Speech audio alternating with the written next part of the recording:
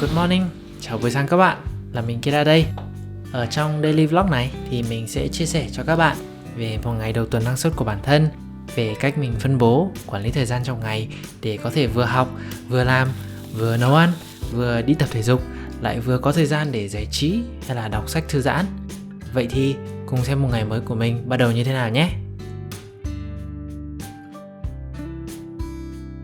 Sau những ngày nghỉ hè, tạm thời rời xa công việc để đi chơi thì từ cuối tháng 7 đầu tháng 8 này mình bắt đầu quay trở lại với nhịp sống sinh hoạt thường nhật.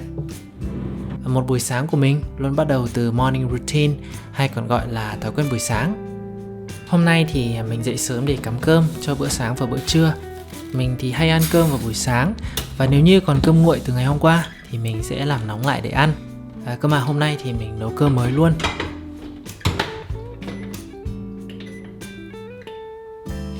Đợt này mình hay tập thiền với yoga ở trong phòng làm việc vì ở trong này nó rộng rãi hơn so với phòng khách, cũng như là ở đây có một cái view buổi sáng nó rất là xịn.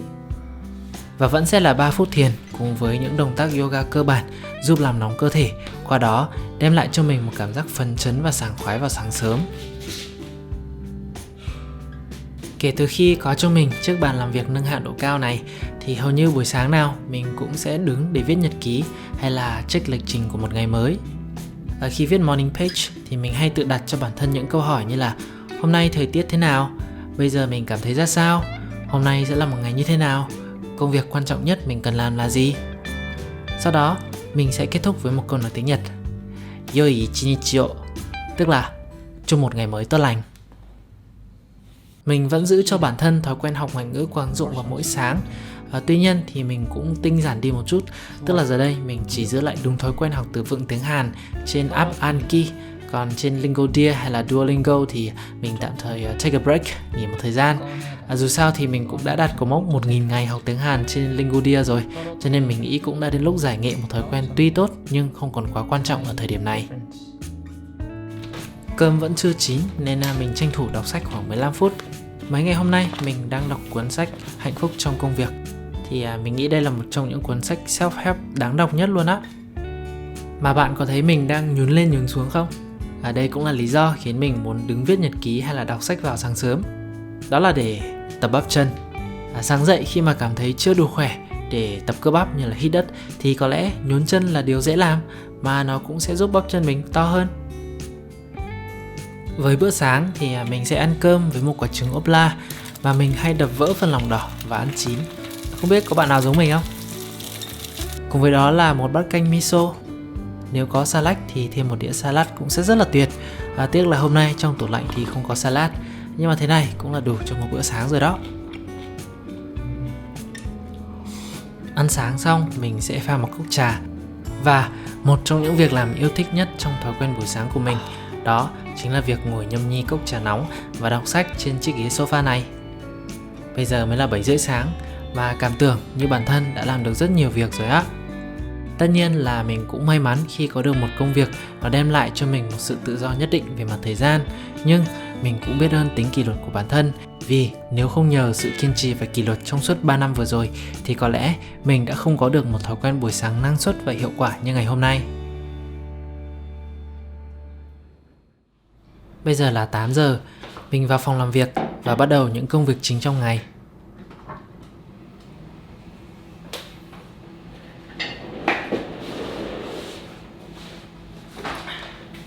Việc đầu tiên mình làm đó là học tiếng Hàn. Cơ mà thật ra cũng lâu rồi mình mới ngồi học nghiêm túc qua khóa học online như thế này. Vì tháng 6 tháng 7 vừa rồi mình đi chơi nhiều á, nên gần như là bỏ bê luôn việc học tiếng Hàn. Những lúc như thế này thì tất nhiên là mình có cảm thấy hơi thất vọng một xíu, vì đã không thể duy trì được thói quen tốt. Và mình nghĩ đa phần mọi người cũng sẽ có xu hướng tự trách bản thân vì không thể duy trì thói quen đều đặn. Nhưng thật ra điều này nó sẽ lại khiến chúng mình cảm thấy nhụt chí hơn, và hệ quả là thói quen đó sẽ bị loại bỏ hoàn toàn. Vậy nên làm gì khi thói quen bị đứt quãng? Dựa trên kinh nghiệm cá nhân thì những lúc như thế này mình sẽ nhìn lại cả quá trình xây dựng và duy trì thói quen, rồi tự an ủi bản thân rằng mình đã duy trì nó được suốt một thời gian dài rồi, và dù thói quen có bị đứt quãng vì bất kỳ lý do gì thì mình vẫn tin rằng bản thân sẽ bắt đầu lại được. Không cần phải tự trách móc, tự than phiền về bản thân nhiều quá, mà quan trọng là bây giờ hãy sẵn sàng để có thể tái khởi động lại thói quen tốt này.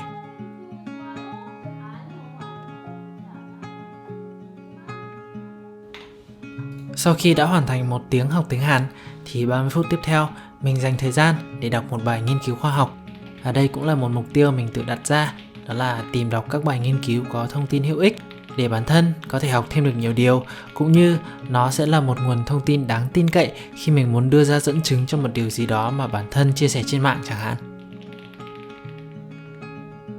Nói về công việc làm content, sáng tạo nội dung thì hôm nay mình có một số việc. Đầu tiên là viết bài với nội dung tháng 8 đọc gì, xem gì, nghe gì. Sau 2 tháng nghỉ hè rong chơi thì tháng 8 mình quyết định comeback lại với mong muốn chia sẻ nhiều content hơn. Tháng 8 mình gợi ý mọi người đọc 2 cuốn sách, đó là Hạnh phúc trong công việc và Thư viện nửa đêm, xem phim Nữ luật sư kỳ lạ Woo Young-woo và nghe playlist nhạc mới của mình. Mình sẽ để link bài viết này ở dưới phần mô tả nhé. Công việc sáng tạo nội dung thứ hai đó chính là quay vlog cho cả ngày hôm nay. Mà việc quay daily vlog cả ngày trong khi vẫn duy trì được một nhịp sống sinh hoạt thường nhật gồm rất là nhiều việc như thế này, đối với mình nó là quá năng suất luôn rồi.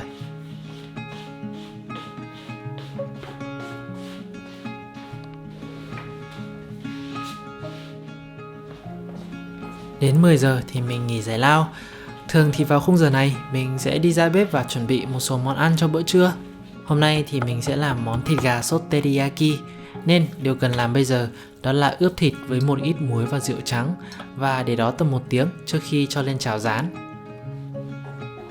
Bữa ăn nhẹ giữa sáng của ngày hôm nay bao gồm vài quả nhãn, hạt điều và một cốc nước cam vắt. Những lúc nghỉ giải lao như thế này thì mình cho phép bản thân được xem bất cứ thứ gì mình thích, ví dụ như là xem stream game này, xem video giải trí. Còn mà thật ra cũng nhiều lúc mở YouTube Shorts xong ngồi xem lướt lướt mà quên cả giờ quay lại làm việc á. Hôm nay thì phải quy củ đúng giờ, đến 10 rưỡi là mình quay lại bàn làm việc. Và trong khoảng thời gian còn lại của buổi sáng, mình ngồi viết nốt bài content đang viết dở, cũng như là check lại công việc cần làm cho buổi chiều. Sau đây thì mình xin phép được hướng dẫn sơ sơ cách làm món gà rán teriyaki. Đầu tiên mình cho miếng đùi gà rút xương đã ướp từ trước lên chảo và mình đặt phần có da xuống dưới trước để nó ra mỡ. Trong lúc rán gà thì mình sẽ làm sốt teriyaki, bao gồm hỗn hợp 2 thìa xì dầu, 2 thìa rượu mirin, 1 thìa rượu sake và 1 thìa đường. Khuấy đều lên, đợi đến khi gà chín rồi thì rưới vào chảo và thế là xong. Rất là đơn giản phải không nào?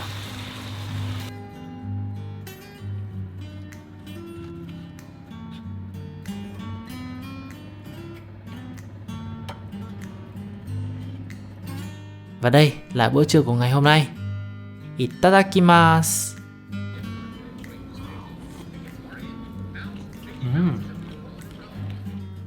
Trong 2 tiếng buổi chiều, cụ thể là từ 2 giờ đến 4 giờ, mình ngồi nghe nhạc và chọn nhạc để làm playlist nhạc tháng 8.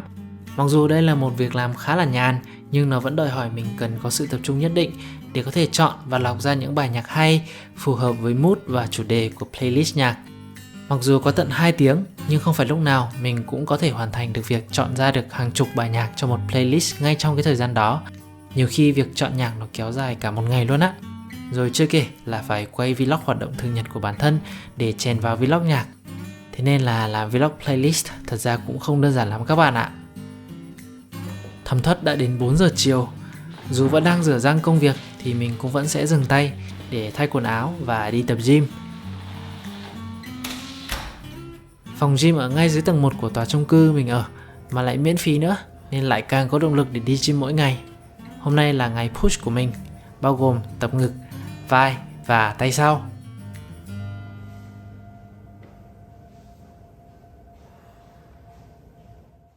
Về nhà sau một tiếng tập gym, lúc này là 5 giờ chiều và mình lại vào bếp để chuẩn bị nấu bữa tối. Thật ra thì mình có thể ăn nốt thức ăn bữa trưa, nhưng vì hôm nay quyết tâm là một ngày năng suất mà, nên sẽ tiếp tục nấu một món khác. Như vậy thì mình sẽ lại được ăn ngon, và ngày mai việc ăn uống cũng trở nên nhàn hơn rất là nhiều khi chỉ phải ăn đồ đã nấu hôm nay. Thực đơn của bữa tối hôm nay là cơm thịt băm xào ớt chuông, hay còn gọi là cơm gapao, một trong những món yêu thích của mình. Bây giờ mình sẽ chuẩn bị trước bằng việc thái nhỏ ớt chuông và rau mùi.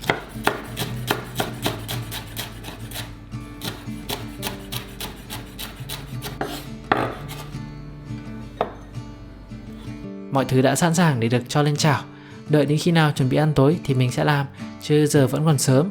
Đi tắm cái đã.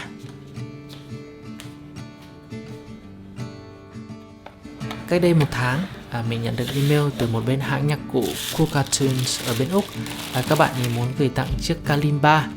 Mình có biết nhạc cụ này, cũng từng xem một vài video trên YouTube nhưng chưa thử bao giờ, nên cũng rất là tò mò xem nó chơi như thế nào.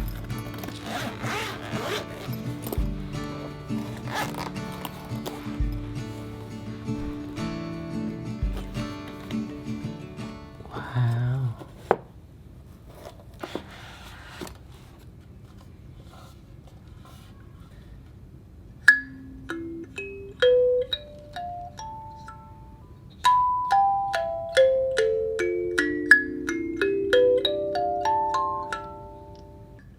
Cảm nhận đầu tiên khi được cầm và chơi thử chiếc Kalimba thì phải nói là tiếng nhạc cụ rất là êm, rất dễ chịu, cảm giác rất là healing. Mà mình lại còn chơi Kalimba đúng vào thời điểm hoàng hôn buổi chiều, khi mà ánh mặt trời đang chiếu vào căn phòng ngủ, tạo nên một không gian và một khoảnh khắc rất là thơ mộng và êm đềm. Lúc này là 6:30, mình vào bếp để nấu cơm tối. Các nguyên liệu đã được chuẩn bị sẵn rồi nên mình chỉ việc cho vào chảo rồi rang lên thôi. Đầu tiên là bỏ thịt lợn băm nhỏ vào, rồi bỏ ớt chuông, đảo kỹ đến khi gần chín thì cho thêm rau mùi vào. Mình thường hay cho hỗn hợp dầu hào và xì dầu kèm theo một chút đường cho món ăn này. Tuy vậy thì các bạn cũng có thể thay xì dầu bằng nước mắm nha.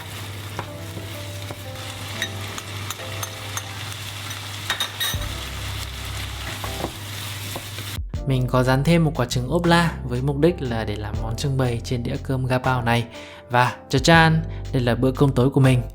Để mình lấy thìa ấn vào miếng trứng cho lòng đỏ nó chảy ra nhé. Ủa sao không chảy ra nhỉ? Fail quá. Mà đối với các cảnh quay ăn uống như thế này thì không có quay lại được lần 2, nên thôi, quan trọng là nó có ngon hay không. Và câu trả lời là siêu ngon. Các bạn nhớ thử làm món này nhé. Và thật ra vlog nấu ăn đầu tiên trên kênh YouTube này của mình là hướng dẫn làm món cơm gapao này đó.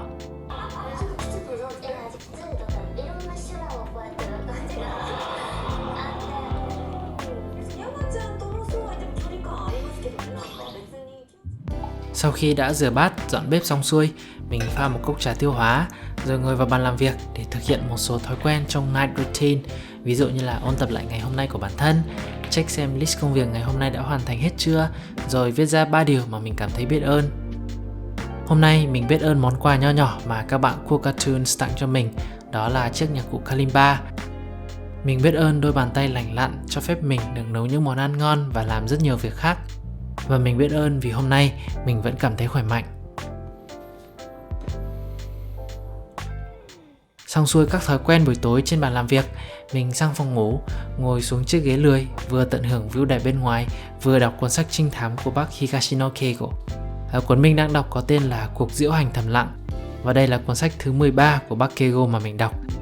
Đọc sách trinh thám nó cuốn lắm các bạn ạ.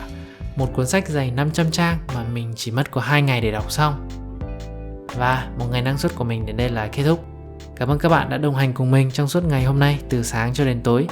Mình hy vọng là vlog này nó truyền cảm hứng và động lực cho các bạn ở một góc độ nào đó. Và dù chỉ là một chút xíu thôi thì mình cũng rất là vui rồi. Hẹn gặp lại các bạn trong vlog sắp tới nha. Bye!